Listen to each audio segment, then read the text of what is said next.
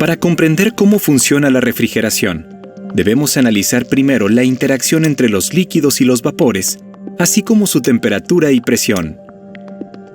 Cuando una persona está de pie sobre una superficie, su peso ejerce presión sobre esta.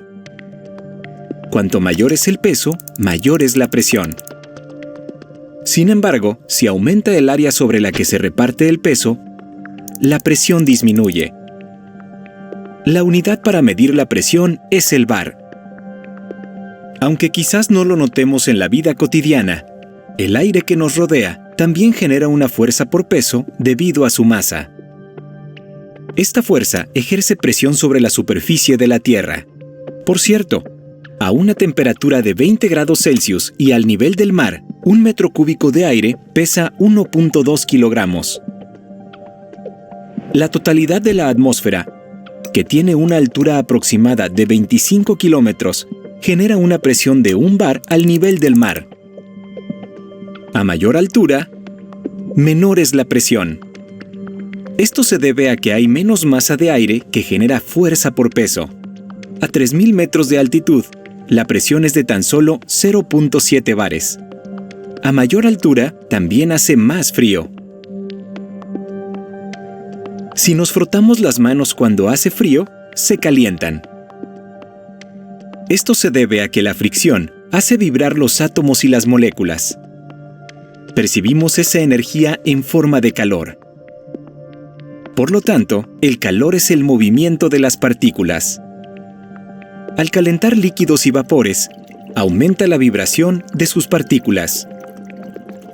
Cuando entran en contacto objetos con diferentes temperaturas y no influyen factores externos, el calor fluye siempre del objeto con mayor temperatura hacia el de menor temperatura.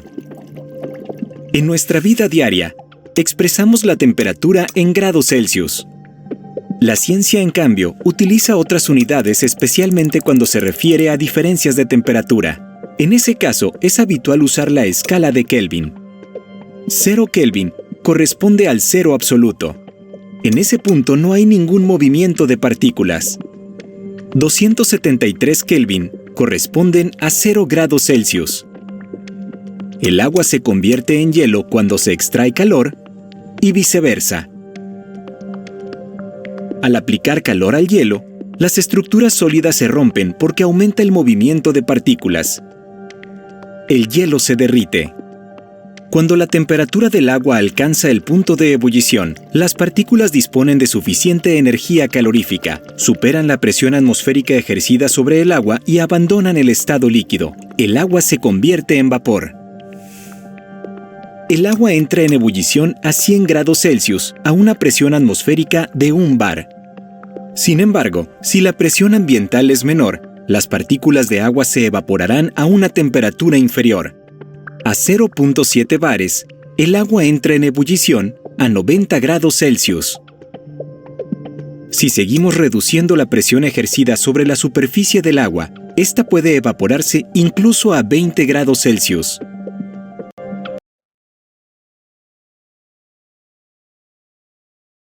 Al aumentar la presión,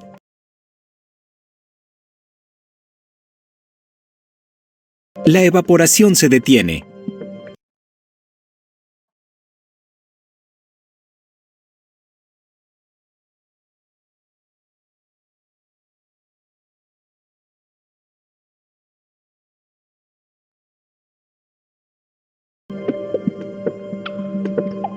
Las partículas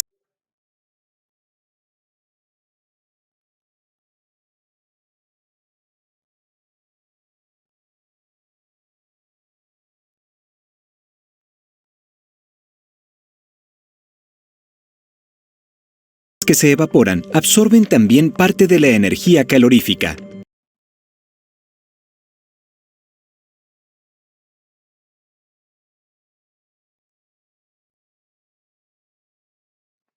Esto hace que el líquido restante se enfríe.